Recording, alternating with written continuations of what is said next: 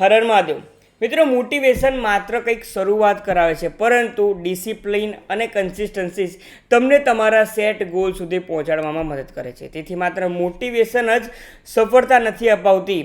સફળતા માટે સતત મહેનત અને નિયમિતતા જરૂરી છે. નમસ્કાર મિત્રો, હું છું આપ સૌનો પ્રિય આચાર્ય સંકેત શુક્લ અને આજના વિડીયોમાં આપણે ચર્ચા કરશું કે વર્ષ 2026ના અંતિમ 6 મહિના તે કર્ક રાશિ કે જે કોઈ પણ જાતકોનું નામ ડ અને હ આ બે મૂળાક્ષર પતિ થાય છે તેમના માટે શું લઈને આવેલો છે તેના વિશે આપણે વિગતવાર ચર્ચા કરશું કે કયા પ્રમાણે આવનારો સમય વર્ષ 2026નો અંતિમ 6 મહિના તમારા પર શું અસર કરી શકે છે તે. પણ હવે તમારે એક વાતનું ધ્યાન રાખવાનું છે કે તમારી રાશિમાં જ ગુરુ દેવતા ગોચર કરી રહ્યા છે. તેના વિશે આપણે ખૂબ જ વિગતવાર સમજવાના છે. વિડીયોના અંત સુધી તમારે બન્યા રહેવું જોઈએ. આ સમય દરમિયાન શનિ મહારાજ વક્રી અવસ્થામાં આવી રહ્યા છે, ગુરુ દેવતા પણ વક્રી અવસ્થામાં છે, રાશિ પરિવર્તન પણ કરવાના છે અને બૃહસ્પતિ તે તમારી જન્મપત્રિકાના ફર્સ્ટ હાઉસમાં છે. હવે પ્રશ્ન એ છે કે આ બધા ગ્રહો મળીને તમારા જીવનમાં શું ફેરફાર લાવી શકે છે તેના વિશે આપણે ડિટેલમાં ચર્ચા કરશું. કયા ક્ષેત્રમાં તમને લાભ મળશે, કયા ક્ષેત્રમાં સાવચેતી રાખવાની છે અને આવનારા 6 મહિનામાં તમારા જીવનમાં શું મોટું પરિવર્તન થવાનું છે, આ બધી જ માહિતી આજે તમને આ એક જ વિડીયોમાં જાણવા મળવાની છે. વિડીયોના અંત સુધી બન્યા રહેજો. આ વિશ્લેષણ તમારી જન્મ રાશિ એટલે કે ચંદ્ર રાશિના આધારિત છે તે વાતનું તમારે ધ્યાન રાખવું જોઈએ. ચાલો હવે સીધા ગોચર તરફ જો આપણે દ્રષ્ટિ કરીએ, તમારી રાશિના માલિક થાય છે ચંદ્ર દેવતા અને તેના કારણે જ કર્ક રાશિના જાતકોને ખૂબ જલ્દીથી મન વિચલિત થઈ જતું હોય છે. તમારું મન સતત દોડતું રહેતું હોય છે, ક્યારેક ભૂતકાળમાં, ક્યારેક ભવિષ્યમાં કે પછી ક્યારેક તો એવી બાબતોમાં પણ વિચારો આવતા જતા હોય છે કે જેનો કોઈ અસ્તિત્વ જ ન હોય, તેનું કંઈક પ્રેક્ટિકાલિટી ના હોય. તેનું કારણ તે છે કે તમારી રાશિના સ્વામી છે ચંદ્ર દેવતા. આ કર્ક રાશિની જે સૌથી મોટી વિશેષતા છે, હવે ગ્રહોની સ્થિતિ સમજીએ તો પ્રથમ ભાવમાં બૃહસ્પતિ દેવતા, બુધ અને શુક્ર પણ વિરાજમાન છે. જુલાઈ મહિનાના સમયની વાત કરું છે. બીજા ભાવમાં કેતુ દેવતા, 8મા ભાવમાં રાહુ દેવતા વિરાજમાન છે. 9મા ભાવમાં તમારા ભાગ્યના ભુવનમાં છે શનિ દેવતા, 11મા ભુવનમાં મંગળ દેવતા વિરાજમાન છે અને 12મા ભુવનમાં જુલાઈ મહિનાથી જ સૂર્ય દેવતા તમને જણાવી શકે છે. હવે સૌથી વધુ મહત્વની વાત તે જ છે, તમામ કર્ક રાશિના જાતકો ગુરુ દેવતા ફર્સ્ટ હાઉસમાં, અને તે પણ ફર્સ્ટ હાઉસમાં 12 વર્ષ પછી આવ્યા છે અને તે પણ ઉચ્ચ રાશિના માનવામાં આવે છે. એટલે કે કંઈક વિશેષ આશીર્વાદ લઈને આવી રહ્યા છે, જે હું તમને કેટલાક સમયથી કરી રહ્યો છું. જ્યોતિષશાસ્ત્રમાં કહેવામાં આવે છે કે પ્રથમ ભાવમાં બૃહસ્પતિ અનેક દોષોનો એટલે કે 100થી પણ વધુ દોષોનો તે શાંત કરી દેતા હોય છે, કારણ કે તેની દ્રષ્ટિ પંચમ અને નવમ ભાવ પર થતી હોય છે અને આ ત્રણેય ભાવ અત્યંત શુભ માનવામાં આવે છે. સૌપ્રથમ વિદ્યાર્થીઓ માટે સંદેશ હું તે જ આપીશ કે જો તમે અભ્યાસ કરી રહ્યા છો તો નવેમ્બર સુધીનો સમય તમારા માટે અત્યંત શુભ માની શકાય છે. કોઈ પણ મોટો કોર્સ હોય, કોઈક નવી ડિગ્રી હોય, કોઈ પણ સ્પર્ધાત્મક પરીક્ષા કેમ ના હોય, તમારે એજ્યુકેશનમાં, જીવનમાં કોઈક મોટો નિર્ણય લેવાનો હોય તો તમારે જરૂરથી તે નિર્ણય લઈ લેવો જોઈએ. વધારે વિચાર ન કરવો જોઈએ, કારણ કે ગુરુ દેવતાની જે શુભ દ્રષ્ટિ આવી રહી છે ને તે તમને જીવનમાં ખૂબ સારી રીતે લાભ કરી શકે છે તે, અને આ ગોચર તમને અભ્યાસમાં મોટી સફળતા અપાઈ શકે છે. મને તો તેવું પણ લાગે છે કે છેલ્લા કેટલા સમયથી તમે કોઈ મોટું પગલું ભરવાનું વિચાર કરી રહ્યા હતા, અને જો તમે એવું કરી રહ્યા છો તો કમેન્ટમાં જરૂર જણાવજો, કારણ કે ગુરુ દેવતા તમને ખૂબ લાભ આપી શકે છે. પરિવાર અને સંતાન સુખની જો આપણે વાત કરીએ ને તો બૃહસ્પતિની દ્રષ્ટિ ક્યાં વિરાજમાન છે? બૃહસ્પતિની દ્રષ્ટિ છે પંચમ ભાવમાં, અને તેના કારણે સંતાન પ્રાપ્તિના યોગ જુલાઈ મહિનાની શરૂઆતથી જ અત્યંત મજબૂત બની રહ્યા છે. બેબી કન્સીવ કરવું કે ફેમિલી પ્લાનિંગનું પણ જો તમે શરૂઆત કરવા માંગતા હોવ તો આ વર્ષનો જે સમય છે તે તમારા માટે ખૂબ સુખદ સાબિત થઈ શકે છે. ગોચર મુજબ તો સફળતાની સંભાવના ખૂબ મજબૂત દેખાય છે, પરંતુ તમારી વ્યક્તિગત જન્મપત્રિકા પણ ચેક કરવી જરૂર છે. હવે 9મા ભાવની વાત કરીએ તો બૃહસ્પતિની 9મી દ્રષ્ટિ થઈ રહી છે 9મ ભાવ પર, અને ત્યાં કોણ વિરાજમાન છે? ત્યાં છે શનિ દેવતા, અને તેનો અર્થ તે જ છે કે બૃહસ્પતિ દેવતા તમને કોઈક ને કોઈક રીતે કોઈક આધ્યાત્મિક યાત્રા કરી શકો છો, તીર્થયાત્રા કરી શકો છો, ધાર્મિક કાર્યક્રમમાં તમે આગળ પડતા તેમાં પાર્ટિસિપેટ કરી શકો છો. તમામ કર્ક રાશિના જાતકો અથવા કોઈ શુભ અને માંગલિક કાર્યમાં તમારે યોગ તમારા બની રહ્યા છે. કદાચ તમે પહેલેથી જ કોઈક આધ્યાત્મિક પ્રવાસની યોજના બનાવી રહ્યા હોઈ શકો છો, અથવા તમારા મનમાં કોઈક ધાર્મિક જગ્યા કે કોઈ ભક્તિભાવનું એક સ્પાર્ક થયેલું છે, તે પ્રમાણે સંજોગો બની રહ્યા છે. અને જો પ્રવાસ થશે તો તેવો પ્રવાસ થશે જે તમને ઇનર પીસ, આંતરિક શક્તિ આપશે, આંતરિક શાંતિ પણ આપશે, તમારા મનને સુખ અને શાંતિની અનુભૂતિ કરાવશે. હવે 7મા ભાવની આપણે જો વાત કરીએ કે જ્યાં બૃહસ્પતિ દેવતાની સપ્તમ દ્રષ્ટિ થઈ રહી છે અને જે ભાગીદારીના સ્થાન પર થઈ રહી છે, જો તમે લગ્ન માટે પ્રયત્ન કરી રહ્યા છો તો કર્ક રાશિના જાતકો નવેમ્બર પહેલાં કોઈ સારા સમાચાર માટે તમારે તૈયાર થઈ જવું જોઈએ. વિવાહની વાત આગળ વધી શકે છે અથવા કોઈ સંબંધ જે ઘણા સમયથી ફાઇનલ ન હતું થઈ શકતું ને તો તે ફાઇનલ થઈ રહ્યું છે તે તમને જણાવી શકે છે. જો તમે ભાગીદારીમાં કોઈક નવું કાર્ય શરૂ કરવા માગો છો તો તે લાભદાયક સાબિત થઈ શકે છે. એકંદરે જોવા જઈએ તો બૃહસ્પતિ દેવતાની જે પંચમ, સપ્તમ અને નવમ ભાવ પરથી જસ્તી થઈ રહી છે અને ફર્સ્ટ હાઉસમાં તે વિરાજમાન છે. 2026 સુધી ગુરુ દેવતા તમને કોઈક મોટી સિદ્ધિ, કોઈક શુભ સમાચાર અથવા જીવનમાં કોઈક વધારે મહત્વપૂર્ણ સફળતા અપાવવાના મૂડમાં તે વિરાજમાન થઈ ચૂક્યા છે, તેના માટે તૈયાર થઈ જવું જોઈએ. હવે મિત્રો આપણે બૃહસ્પતિ દેવતા બાદ જો આપણે આગળ ચર્ચા કરીએ તમારા આરોગ્ય બાબતે, પ્રેમ સંબંધ અને લગ્ન જીવન બાબતે ચર્ચા કરીએ તો સૌપ્રથમ આરોગ્યની જ આપણે વાત કરીએ ને તો તમામ કર્ક રાશિના જાતકો જે કોઈ પણ જાતકોનું નામ ડ અને હ પરથી છે તો આ સમય તમારા માટે આરોગ્ય બાબતે ઘણો સારો છે. જીવનમાં પણ સારું થઈ રહ્યું છે. તમારું સ્વાસ્થ્ય સારું ન હોય તો કોઈ પણ સુખનો આનંદ લઈ શકાતો નથી, તે તો તમે પણ જાણો છો ને. તો હું કર્ક રાશિના આ જાતકોને તે જ કહીશ કે આગામી 6 મહિનામાં સ્વાસ્થ્યની વાત કરીએ તો કોઈ મોટી ચિંતા દેખાતી નથી. મગજમાં જે ખોટું લઈને ચાલો છો ને તે બધું બંધ કરો. બૃહસ્પતિ, બુધ દેવતા, શુક્ર દેવતા પ્રથમ ભાવમાં છે. આ ખૂબ જ સકારાત્મક સ્થિતિ ઊભી કરી રહ્યા છે, તેથી મોટા ભાગે તમારું સ્વાસ્થ્ય સારું રહી શકે છે. હા, કેટલીક નાની નાની બાબતોનું તો દરેક વ્યક્તિએ કાળજી રાખવાની જ હોય છે, પરંતુ ખાસ કરીને તમારા જમણો જે ખભાનો ભાગ છે તે જમણા ખભાના ભાગનો દુખાવો, મસલ્સ પેઇન થવું અથવા ખભામાં ભાર લાગવો, ખભામાં કંઈક ઈજા થવી, આવી સમસ્યાથી તમારે કાળજી રાખવાની છે. તેથી જ કહીશ કે ખભાનો ભાગ જે છે તેને તમારે થોડુંક કાળજી રાખવાની છે. તેની સાથે થોડુંક ઘૂંટણમાં પણ દુખાવો થવો, તે તમામ સ્વાસ્થ્યને લગતી નાની મોટી તકલીફ તમને રહી શકે છે. જો તમે વધારે પડતું ચાલતા હોય તો તે વધારે પડતા ચાલવાથી પણ તમને થોડુંક જોઈન્ટ પેઇન થઈ રહ્યું છે, તે પ્રમાણેના સંજોગો બની રહ્યા છે.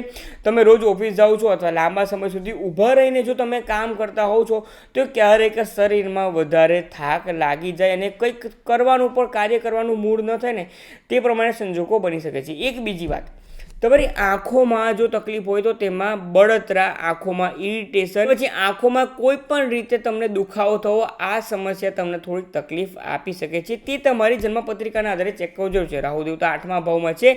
આ સમય દરમિયાન હું તમને તે જ કહીશ કે તમે જો ખોરાક સમયસર લેશો, પાણી પૂરતું જો તમે પીશો ને અને બહારનું જંક ફૂડ જો તમે જેટલું એવોર્ડ કરશો તેટલું તમારા માટે સારું છે. હું તમને એક પ્રશ્ન પૂછીશ કે તમારા માટે ઓક્ટોબર 2025 પછીથી શું ક્યારેક અચાનક જ પગ લપસી ગયો છે, પગમાં કંઈક વાગી ગયું છે કે પછી નાની મોટી કંઈક ઈજા થઈ છે, કોઈ સ્ક્રેચીસ હાથમાં કે બોડીમાં કોઈ પણ જગ્યા પર પડી ગયા છે, મસલમાં ખેંચાણ થયું છે, આ પ્રમાણેનો કોઈક નાનો મોટો અકસ્માત ઓક્ટોબર 2025 પછી તમારા જીવનમાં થયો હશે ને હશે જ. જો આવું કંઈ થયું હોય ને તો કમેન્ટમાં જરૂરથી જણાવો, જેથી બીજા લોકોને પણ ખબર પડે કે હા સાચેમાં તમામ લોકો સાથે તો આવું કંઈક થઈ રહ્યું છે. કારણ કે રાહુની જે સ્થિતિ છે, રાહુ જે અષ્ટમ સ્થાનમાં વિરાજમાન છે તે નાના નાના સંકેત આપે છે, પરંતુ ગભરાવાની જરૂર નથી. આ કોઈ મોટી સમસ્યા નથી, માત્ર સાવચેતી રાખવાની ખૂબ જ જરૂર છે. હવે વાત કરીએ તમારા પ્રેમ સંબંધ વિશે. પ્રેમ સંબંધ એટલે કે ફક્ત લવ લાઈફ નથી હોતી, તેવા વ્યક્તિઓ સાથેનો સંબંધ કે જેને તમે ખૂબ પ્રેમ કરતા હોય, એટલે કે બાળક અને દાદીમાનો સંબંધ પણ તે હોઈ શકે છે. પ્રેમ સંબંધ ખૂબ રસપ્રદ બની શકે છે. ખાસ કરીને નવેમ્બર પછીનો સમય જે છે ને તે તમારા નજીકના જે કોઈ પણ વ્યક્તિ છે તેના સાથે સારું છે.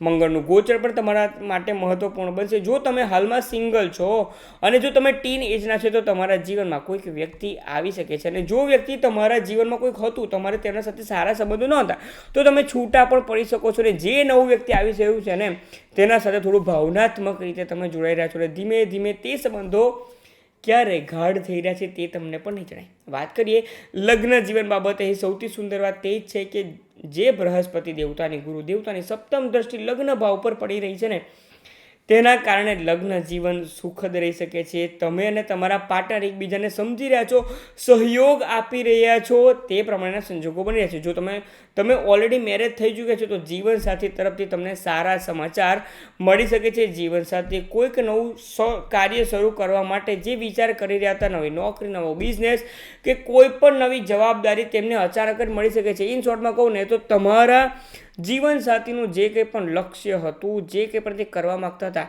તેમને તમારા કારણે કંઈક ને કંઈક રીતે લાભ થઈ રહ્યો છે. આ પ્રમાણેના સંજોગો બની શકે છે. તેમના ભાગ્યનો જે લાભ થઈ રહ્યો છે તેનું કારણ કોઈ નથી, તમે છો. તે વાતનું ધ્યાન રાખવાનું છે, પરંતુ તે વાતનું ઘમંડ નથી કરવાનું. શરૂઆતમાં તેમને થોડીક મોડું તમને મળી શકે છે, પરંતુ સફળતા તેમને જરૂર મળવાના સંજોગો બની રહ્યા છે. એક મહત્વપૂર્ણ સંદેશ તે છે કે માત્ર મોટિવેશન પર આધાર રાખશો નહીં. તમારી વાત કરી રહ્યો છું કે માત્ર મોટિવેશન નહીં, ડિસિપ્લિન અને કન્સિસ્ટન્સીથી સાચી સફળતા મળે છે.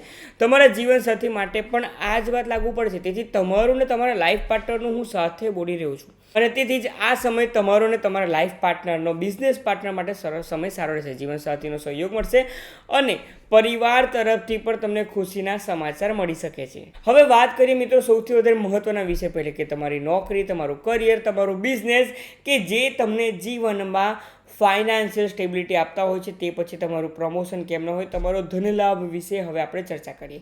સૌપ્રથમ મંગળની જો આપણે વાત કરીએ મિત્રો, તો જે પ્રમાણે મંગળ દેવતા હાલમાં તમારી જન્મપત્રિકાના 11મા ભાવમાં છે, એટલે કે જે તે લાભ ભાવમાં છે, અને 3 ઓગસ્ટ સુધી તે ત્યાં જ રહેવાના છે. અને તેના કારણે તમામ કર્ક રાશિના જાતકો 11મો ભાવ એટલે કે લાભ ભુવન બેનિફિટ્સનો ભાવ છે, તમારા ઇન્કમ આવકનો ભાવ માનવામાં આવે છે, તમારી ઈચ્છા પૂર્તિનો ભાવ માનવામાં આવે છે.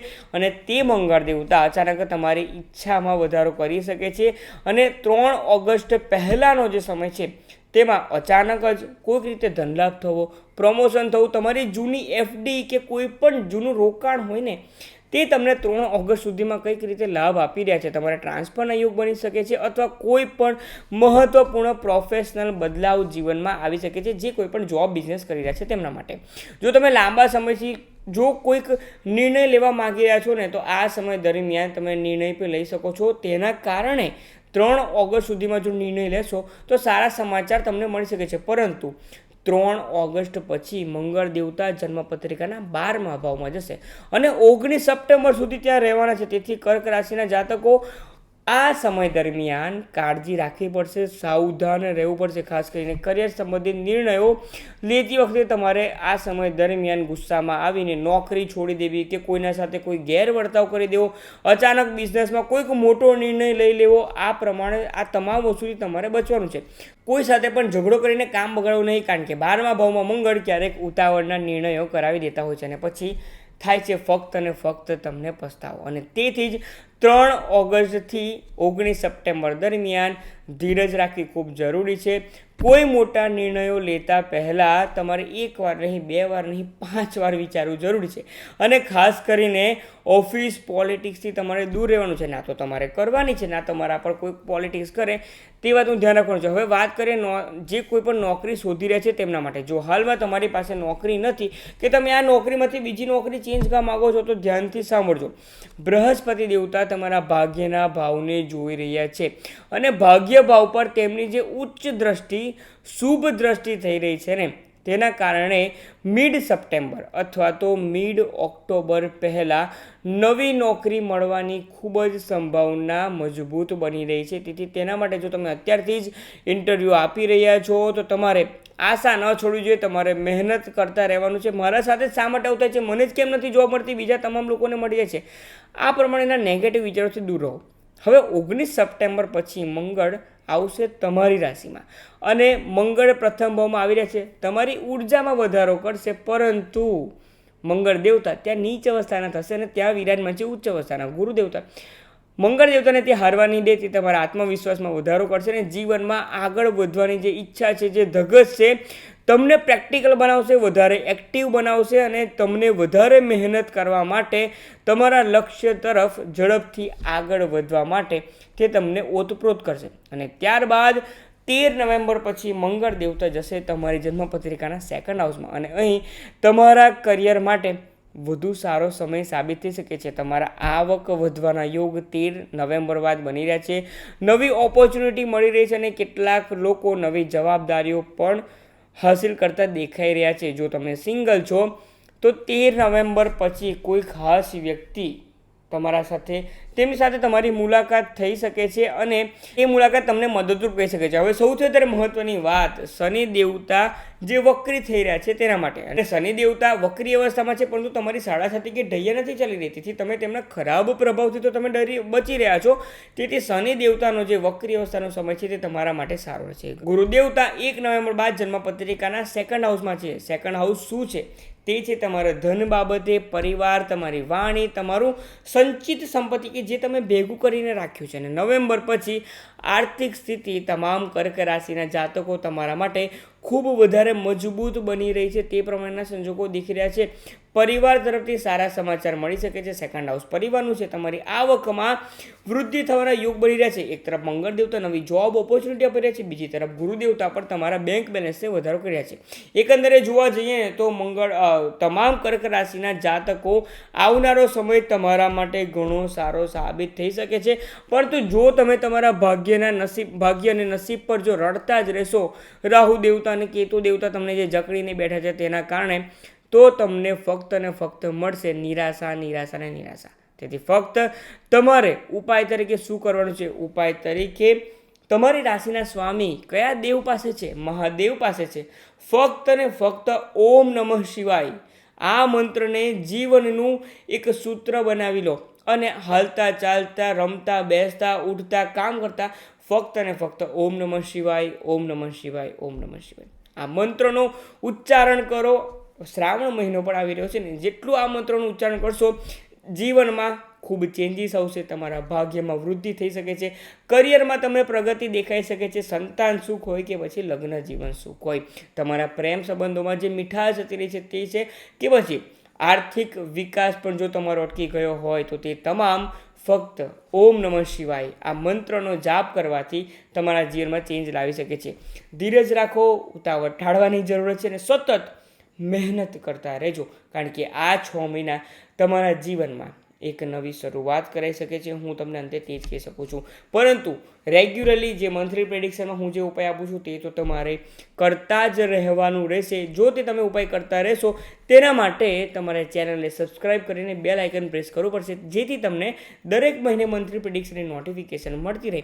તો જો માહિતી પસંદ આવી હોય અને જીવનમાં કંઈક ચેન્જ લાવવા માગો છો, ગ્રોથ કરવા માગો છો, તો કર્ક રાશિના જાતકો કમેન્ટમાં GROWTH ગ્રોથ લખવાનું ન ભૂલશો, જેથી હું પણ સમજી શકું કે તમે પણ ગ્રોથ કરવા માટે તૈયાર થઈ ગયો છે. આપ સૌમાં રહેલા શિવ તત્વને મારા વંદન. ઓમ નમઃ શિવાય.